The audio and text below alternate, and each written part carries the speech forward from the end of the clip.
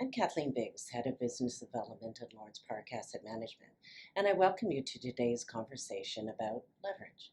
By definition, leverage is an investment strategy that uses borrowed funds to increase the potential return of an investment.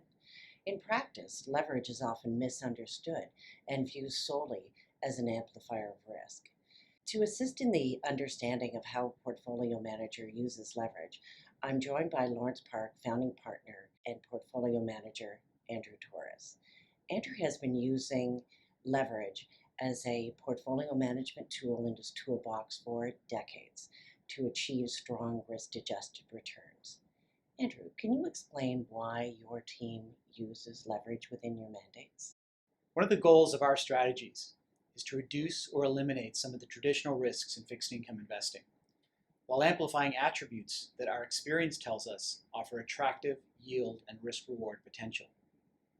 In the case of our investment-grade credit fund, that means minimizing rate duration, which is the sensitivity of the portfolio to rising or falling interest rates, and or junk bond default risk, while substituting in a levered position in high-quality, short maturity corporate spread risk.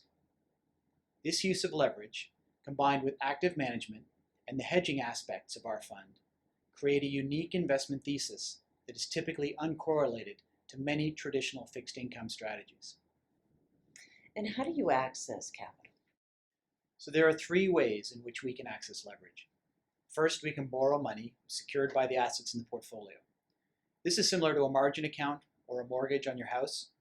We use prime brokers, which are typically one of the major Canadian banks, to hold the securities we are pledging and lend us money to buy additional assets. Second, we can short sell securities, such as government bonds, and use the proceeds of the sale to buy additional assets. Our prime broker charges us a fee to borrow the securities that we're short. And third, we can use derivative overlays, such as futures and options. Part of our job as manager is to minimize the cost of leverage while ensuring that the portfolio has maximum liquidity at any given time. In your opinion, what do you believe are important protocols for a manager to have in place when using a tool like leverage? We take a number of steps to minimize portfolio risk in a downside scenario. We have strict limits in place over the amount of leverage we use and the credit quality of the portfolio. We try to ensure the portfolio always has access to sufficient cash to meet redemptions and to minimize the chance of a margin call that would force us to sell assets in a down market. We will use option overlays to protect against falling markets and often short sell corporate bonds that we think look overvalued as an offset to the overall portfolio exposure. And finally, we have a risk committee that meets regularly to discuss portfolio risks and will recommend reducing or eliminating positions that are experiencing undue volatility. Thank you, Andrew, for your insights. I encourage you when you're speaking to portfolio managers who use leverage to ask the how, what, when, why, and where.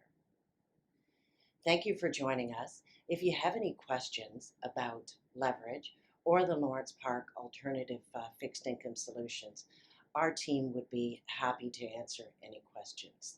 Thank you for joining us and stay safe.